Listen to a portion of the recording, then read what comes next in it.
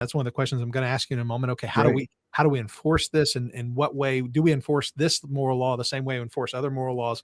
And so, but before I get to that, I want to address something else that you said. You said that one of the reasons why you think that the Sabbath is moral law is because not keeping it is considered evil, and you made that distinction.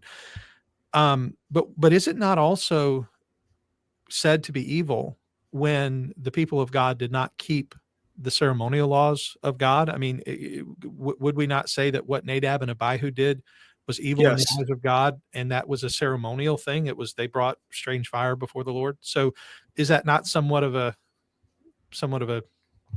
you see, kind of get where I'm coming from? Yes, I absolutely take your point on that. I think we do, first of all, abide to that kind of braided theory of the law. And this is one of the difficulties of the law.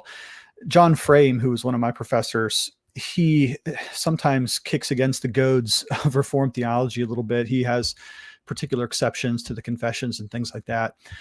He acknowledges that when we're looking at the law of the Old Testament, it's very difficult at times to distinguish what is moral from what is civil from what is ceremonial, because in a lot of passages you actually braiding is the right word. You have one and then the other and then the third again.